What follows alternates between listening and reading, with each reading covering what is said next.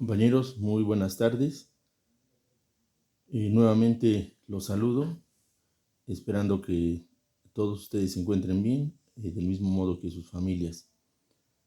Y en lo que nos compete, que es el desarrollo de nuestro programa de la materia de teoría del proceso, teoría general del proceso, hoy vamos a iniciar un tema que también es muy importante, tanto para la información que ustedes requieren como futuros profesionistas litigantes, como para la formación como abogados en los distintos ámbitos del poder público. Este tema es el tema de las pruebas y antes de abordarlo, nosotros debemos establecer un análisis de lo que son las pruebas en materia procesal, que es el objeto de nuestro curso, y la reflexión de que las pruebas en materia de las ciencias exactas pues son muy diferentes, pero nosotros muchas veces tenemos el concepto de las pruebas en materia de las ciencias exactas. Miren, primero, ¿por qué puede surgir esta duda? Porque cuando nosotros en las ciencias exactas nos referimos a una prueba que se desarrolló sobre un asunto conocido, pues sabemos que ya no puede haber más pruebas porque ya fue demostrado la veracidad de un hecho y así nosotros aceptamos como prueba y como válido lo que ya se demostró en otro tiempo por otras personas y en otros lugares. Y este hecho constituye para la ciencia pues un avance, o sea, ya no nos detenemos a volverle a realizar una demostración, lo aceptamos nosotros. Pero esto ocurre en el campo de las ciencias exactas. Recordemos nosotros ahora en el ámbito del derecho procesal que se da un conflicto de intereses y que por una parte alguien dice algo y la parte contraria dice lo opuesto totalmente. Entonces eso origina que la controversia sobre un mismo hecho tenga que ser demostrada.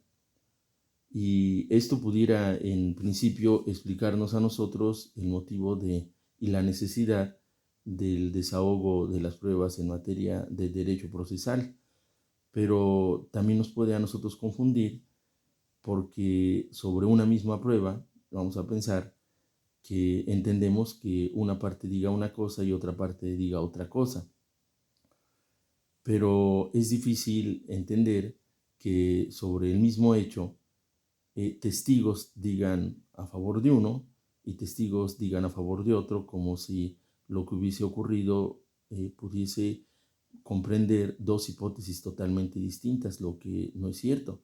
Pero más nos puede sorprender a nosotros que sobre el mismo hecho pueda haber documentos en favor de uno, documentos en favor del otro, puede haber peritos que, como vamos a ver nosotros en la prueba pericial, pues pueden corresponder a las ramas de la ciencia, de la técnica o del arte, y que aún los peritos puedan emitir dictámenes u opiniones totalmente opuestas. Entonces esto nos hace confuso entender el tema de las pruebas. Tenemos que regresar entonces al origen de las pruebas en materia procesal, que son para pues, la demostración de un hecho, pero de un hecho controvertido. Y esta demostración tiene un objeto o fin, que es el convencimiento del juez. Si ustedes reflexionan en lo que nosotros vimos en clases anteriores sobre la demanda, la contestación de demanda, y recordamos la pequeña laminita que les he colocado en nuestras etapas procesales, acuérdense que la demanda, la contestación de demanda, corresponden a nuestra fase de postulación, o sea, lo que le decimos al juez. Pero en eso que le decimos al juez, ya está una intención manifiesta de las partes de convencer al juez de la veracidad de lo que ellos están diciendo. Pues nuestra etapa probatoria también tiene esa misma intención de convencer lo que nosotros estamos diciendo. Y lo mismo ocurre en las fases procesales, por ejemplo, del proceso civil, donde está nuestra demanda y contestación de demanda, nuestra conciliación, nuestra contestación de demanda y nuestras pruebas, nuestro desahogo de pruebas y alegatos. Todos ellos tienen como objeto el convencimiento del juez que está conociendo del asunto. Entonces, esta es la primera parte que es muy importante que nosotros expliquemos o precisemos, que la intención de las pruebas formal, ¿verdad?, es la demostración legal de un hecho. Material es el convencimiento que nosotros tenemos que ejercer en la autoridad jurisdiccional para obtener una respuesta favorable, independientemente de que seamos el actor o el demandado. Ahora, vamos a ver nosotros en este tema los tres momentos procesales de las pruebas, que son el ofrecimiento, la admisión y el desahogo. Y también un cuarto elemento que también puede considerarse un momento de las pruebas, que es la valoración de las pruebas.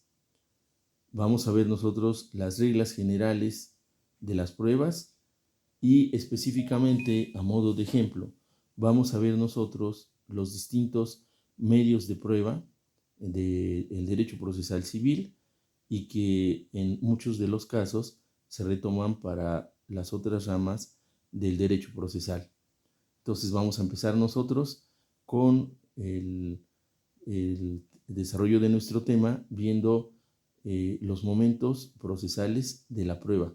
Ahora, estos momentos procesales son momentos lógicos, ¿verdad? Fíjense bien, son el ofrecimiento, la admisión y el desahogo. El ofrecimiento es un momento procesal que corresponde a quienes son las partes en el juicio. Ellos ofrecen o proponen qué pruebas o presentan para demostrar lo que están diciendo. Lo importante de este ofrecimiento son las reglas que se nos señalan para cada uno. La primera regla que se nos señala es que hoy en la fase de demanda está asociada al ofrecimiento de pruebas. Y si no ofrecemos nosotros en ese momento las pruebas, pues en nuestro derecho para ofrecer pruebas precluye, porque el momento procesal es el momento de las pruebas, ¿verdad?, con la demanda. Cuando contestamos nosotros la demanda, el momento procesal para el demandado de ofrecer las pruebas es precisamente el de la contestación de la demanda. Las únicas pruebas que se admiten con posterioridad a la demanda o a la contestación de la demanda para el actor o el demandado respectivamente, pues son las pruebas que se llaman supervinientes, de las que no se tenía conocimiento o que ocurrieron después de presentar nuestra demanda o de haber contestado la demanda. Pero las pruebas deben ofrecerse en estos momentos. Si nosotros tratamos de ofrecerlas después, no las van a desechar porque nuestro derecho habría, si no lo hicimos, habría precluido. Entonces, lo primero es ofrecerlas oportunamente. Cada una de las pruebas, de acuerdo al medio que se trate, tiene reglas específicas. Por eso aquí vamos a ver esas reglas específicas con cuando vemos el tema de los medios en particular. Ahora, la admisión corre a cargo de la autoridad jurisdiccional. Cuando nosotros presentamos nuestras pruebas internamente en el juzgado, pues de la oficialía de partes se remiten al secretario de acuerdos. Y el secretario de acuerdos lo que hace es que revisa nuestro escrito, ya sea de demanda o de contestación de demanda. Cuando el secretario de acuerdos recibe la demanda, lo que le propone al juez es el autoadmisorio de la demanda, si la demanda cumple con todos los requisitos, pero aún no se nos admiten las pruebas. ¿Por qué no se nos admiten las pruebas? Porque antes, acuérdense ustedes que hay una audiencia de conciliación. Entonces lo que se señala pues es de que se admite nuestra demanda, pero se señala día y hora para el desahogo de la audiencia de conciliación, y si no tiene verificativo la audiencia, o si en la audiencia se llega a algún acuerdo, o si no se llega a algún acuerdo, entonces se sigue a la fase posterior, que es la contestación de la demanda previamente al emplazamiento. Y lo primero que el secretario de acuerdo va a hacer pues es que tener por contestada la demanda, y ahora sí, para la audiencia de desahogo de pruebas, ya califica tanto las pruebas del actor como las del demandado, para señalar día y hora para el desahogo de las que correspondan. Entonces, la admisión corresponde al juez, pero en la admisión lo que se revisa por el secretario de acuerdo y a su vez le propone al juez es que las pruebas, el material probatorio, cumplan todos y cada uno de los requisitos que en específico vamos a ver nosotros ya al ver los medios de prueba. Ahora, acá en el derecho procesal civil, y nuevamente les vuelvo a pasar, miren, para el desahogo de pruebas, después de que fue la demanda con sus pruebas, la conciliación, la contestación de demanda con sus pruebas, hay una sola audiencia para el desahogo de las pruebas. Una sola audiencia. En esta audiencia que se cita a las partes, pues deben acudir tanto el actor como el demandado, personalmente o por conducto de sus representantes, si tienen acreditado un apoderado legal para pleitos y cobranzas dentro del juicio, pues irá el apoderado legal, pero si no, van a tener que ir cada uno de los partes debidamente identificados a la hora que han sido citados en el juzgado. Tienen que reportarse con el secretario de acuerdos que le corresponda. No crean que el secretario de acuerdos va a salir a buscarlos si ustedes ya llegaron a las oficinas del juzgado, pero no ingresan, y que el secretario de acuerdos va a decir, ya salgan a buscar a ver si ya están ahí presentes. No, el abogado patrono de ustedes, el que esté nombrado en juicio, sabe muy bien que la obligación es presentarnos ante el secretario un poco antes de la hora señalada para el desahogo. Tiene que llevar el actor su identificación y también sus copias de la identificación. Hoy nos piden el desahogo de la audiencia.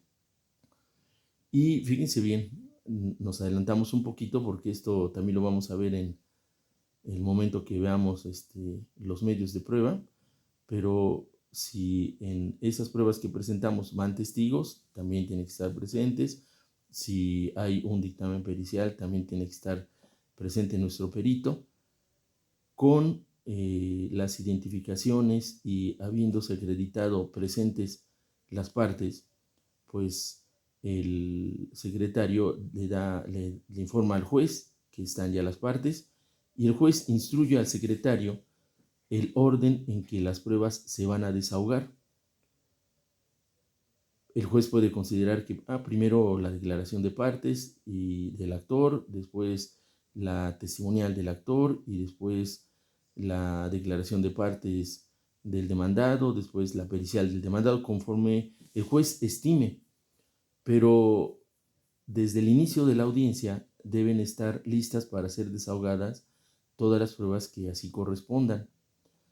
O sea, no crean que si nos citan a las 9 de la mañana y nosotros decimos, bueno, pues los testigos que se vengan como a las 10, eso sería un error, porque esa prueba quedaría desierta, no están presentes en la hora señalada para el desahogo.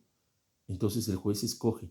Por eso cuando nosotros digamos, si hay alguna situación especial, nosotros se la hacemos saber al secretario. ¿Cómo qué situación especial? Normalmente, ¿verdad? Como que, por ejemplo, nuestros testigos pues tienen también su propia vida, sus propias actividades, y a lo mejor a la 1 de la tarde una de las testigos tiene que recoger a sus hijos en la escuela, entonces le avisamos, oiga, está mi testigo, pero a la 1 de la tarde tiene que ir a recoger a su hijo a la escuela. Entonces el secretario le informa al juez, y el juez debe poner a considerar pues la la necesidad del testigo para retirarse a determinada hora y entonces adelantar, bueno, primero desahogamos la testimonial del actor. Ya, a lo mejor a las 11 de la mañana ya está listo la declaración del testigo y puede retirarse. Entonces nosotros le debemos hacer saber esta situación al juez. Pero desde que inicia la prueba, debe estar presente el actor, el demandado, sus abogados y lo que vaya a tener que presentarse ante el juez. ¿Por qué? Porque vamos a pensar que la audiencia se inicia a las 9 y lo normal es que a lo mejor a la 1 o 2 de la tarde ya concluyó, se cierra su acta circunstanciada y las partes alegan lo que por conducto de sus abogados cada una le dan 10 minutos para que aleguen. Entonces ya se cita para sentencia. Pero pudiera ser que el material probatorio o la declaración de los testigos o la declaración de las partes se lleve más tiempo. Recuerden ustedes que hay un capítulo en el despacho de los negocios que nos dice que las horas hábiles median entre las 8 de la mañana y las 6 de la tarde.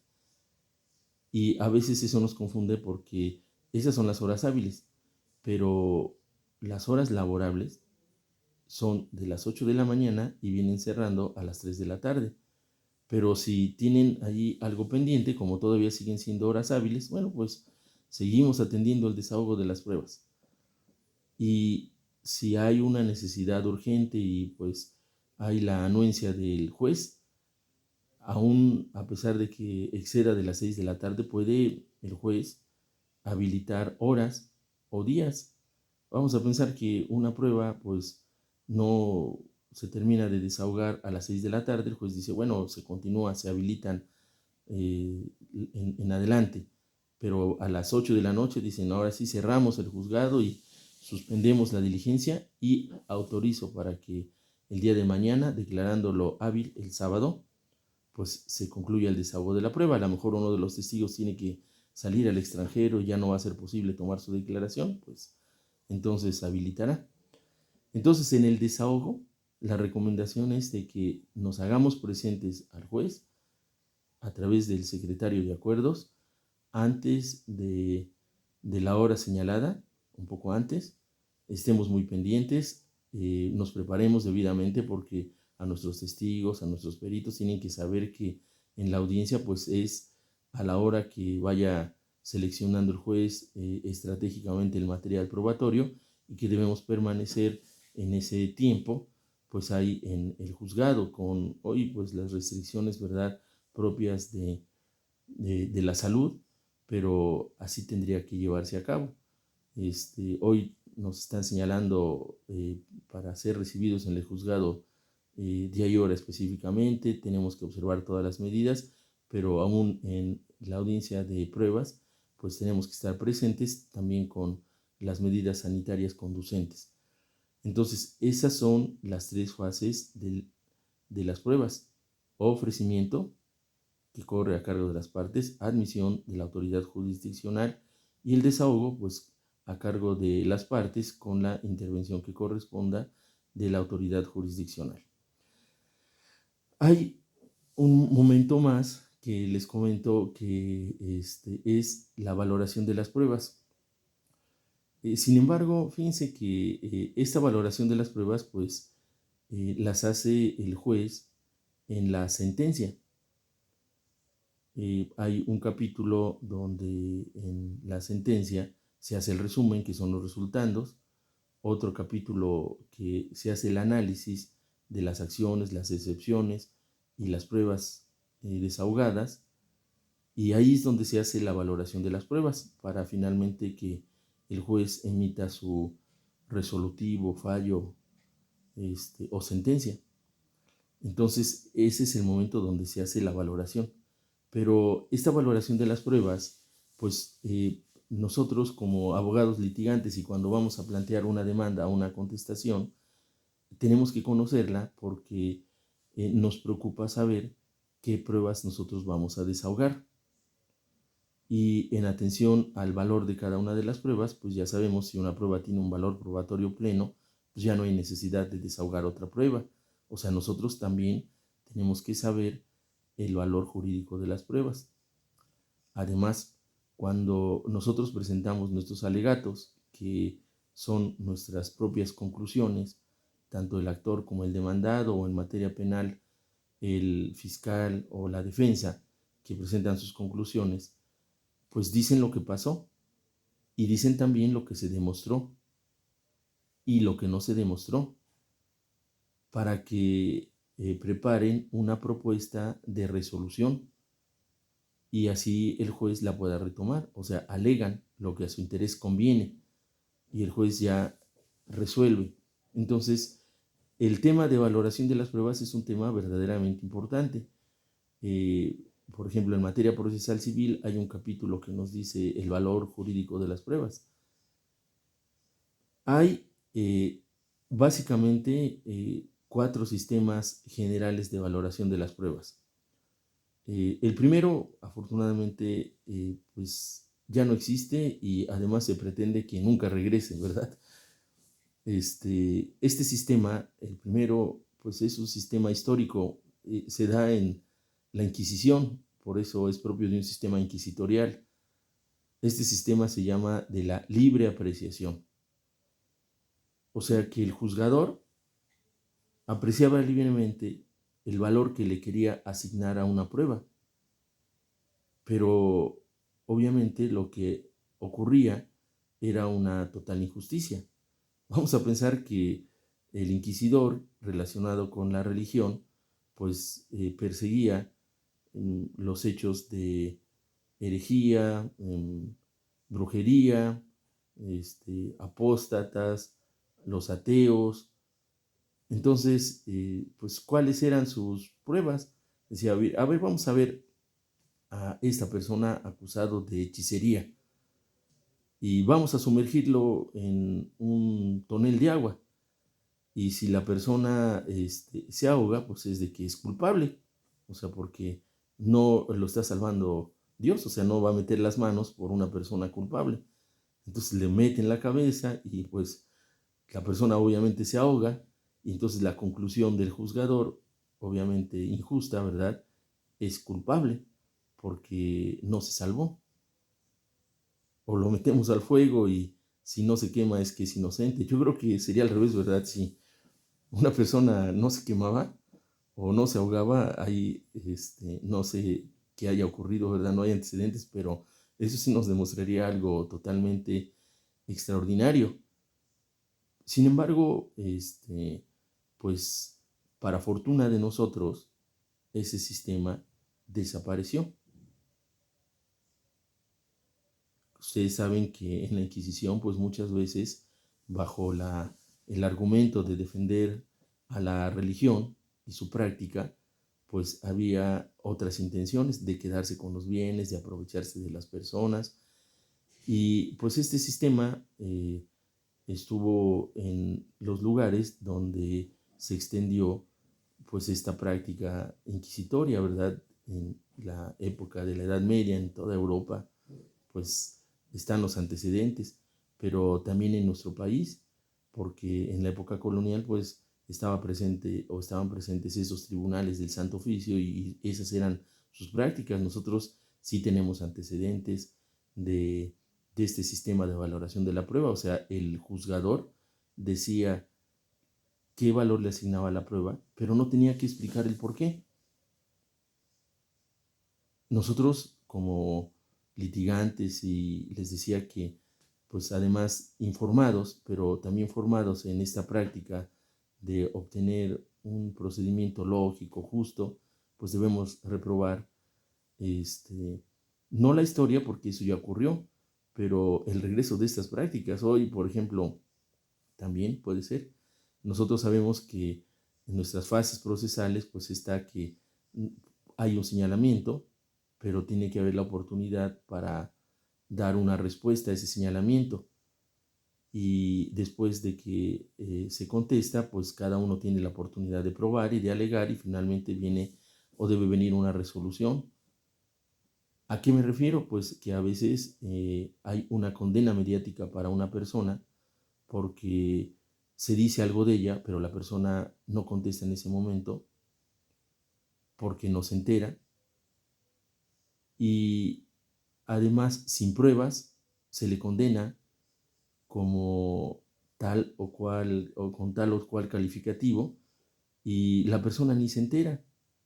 Esto indudablemente causa pues un daño a la persona. Entonces nosotros pues desde el punto de vista jurídico debemos siempre oponernos a estas prácticas, a la condena que pueden hacer los medios electrónicos sobre una persona, de señalarlo y sin probarle condenarlo a cierto calificativo, al rechazo social. Esto no es bueno. Hoy, por ejemplo, hagan de cuenta, nosotros debemos ser muy cuidadosos con pues, el uso de la fuerza pública, porque el uso de la fuerza pública que en la antigüedad, mal empleado a cargo de la Inquisición, nosotros lo cuestionamos, pues hoy también puede ocurrir, porque hoy hagan de cuenta que en algunos lugares, si una turba y además enardecida le dice a una persona que roba, o que viola, o que mató a alguien sin tener pruebas, pero bajo la sospecha, pues se hace un linchamiento. Y aunque nuestras autoridades tratan de impedirlo, desgraciadamente cuando llegan, y ha pasado aquí en Puebla, ¿verdad? Se encuentran los cuerpos calcinados o ya totalmente golpeados porque hicieron lo del sistema de valoración de la libre apreciación. Señalaron algo, lo tuvieron por probado y actuaron en consecuencia en forma totalmente injusta. O hasta de nuestras propias autoridades pudiese ocurrir el caso. Vamos a pensar que alguien señale a otra persona, oye, es narcotraficante. Y la autoridad, pues, que se pone así, en tensión, hay que detenerlo, hay que perseguirlo. ¿Por qué? Porque a lo mejor va en un vehículo ostentoso, a lo mejor se viste ostentosamente y a lo mejor no es un narcotraficante, es una persona que le gusta esta forma de vida que este, pues a lo mejor vio en una telenovela y le gusta parecerse al actor de la telenovela y las gentes lo identifican como un narcotraficante y la autoridad actúa en consecuencia, pero regresando a un sistema que fue históricamente y debe ser totalmente reprobado, a un sistema de libre apreciación llamado inquisitorial. Entonces nosotros este sistema, para fortuna, no lo tenemos.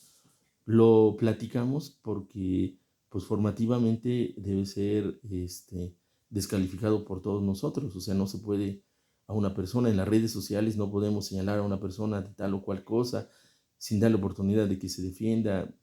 O sea, el linchamiento mediático, el linchamiento físico, material, es algo reprobable. O sea, tiene que haber la oportunidad siempre de que las personas se defiendan, también siempre de que las personas prueben. Y fíjense bien, ¿por qué fue sustituido o por qué sistema fue sustituido este sistema de la libre apreciación? Por un sistema, obviamente, eh, más justo, que se llama el de la sana crítica.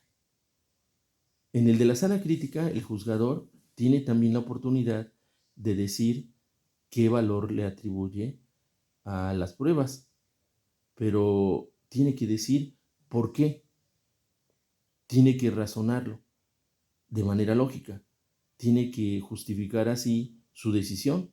Ah, yo le atribuyo este valor a las pruebas, pues porque los testigos actuaron con total independencia, imparcialidad, no tienen una situación de impedimento, y además conocen el hecho en forma directa, no se los platicaron, lo vieron, tienen capacidad uno y otro, y entonces yo tengo comprobado el hecho.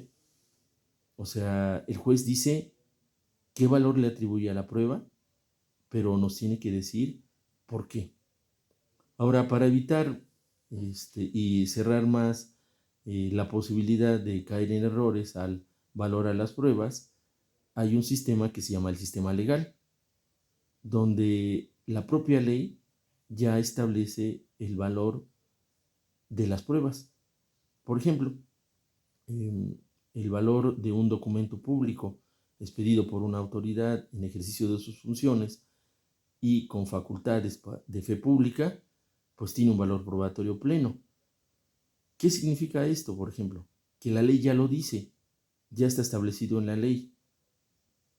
Y si está establecido en la ley, pues nosotros, al conocer la ley, decimos, bueno, sobre este hecho, ya no tengo que ofrecer otra prueba porque ya está plenamente probado. Y estamos tranquilos porque a lo mejor a la parte contraria se le ocurre ofrecer sobre ese mismo hecho unos testigos. Bueno, ya sabemos que el juez, cuando valore, le va a dar un mayor valor a nuestra prueba y en consecuencia va a tener por probados nuestros hechos. Entonces, la ley le asigna en el sistema legal o tasada el valor de las pruebas. Nuestros códigos normalmente lo que establecen es un sistema híbrido o mixto, donde para algunas pruebas le dan al juez la facultad de decidir qué valor le asigna y justificar a través del sistema de la sana crítica, y a través de otras pruebas están señaladas ya su valor. Entonces tiene el sistema legal o tasado y también el sistema de la sana crítica. Por eso se llama un sistema mixto o híbrido. O sea, para nuestro conocimiento, la mayoría de los sistemas procesales tienen este sistema híbrido entre la sana crítica y legal o tasada. Ya nunca la libre apreciación. Entonces, tenemos nosotros sana crítica y legal o tasada. ¿Cómo nos orienta este sistema? Fíjense que ahorita que veamos las reglas generales de la prueba, nosotros vamos a ver muchos elementos que nos van a permitir decidir. Pero entre otros elementos para decidir qué pruebas ofrecemos, pues está el valor jurídico de las pruebas. Porque nosotros del valor jurídico ya sabemos si vamos a tener probado un hecho con una sola prueba o si nosotros tenemos que aportar otras pruebas. Y acuérdense que hoy el material probatorio de uno y de otro pues va a ser conocido y entonces nosotros vamos a poder ofrecer en mejores condiciones las pruebas que nos permitan obtener una resolución favorable.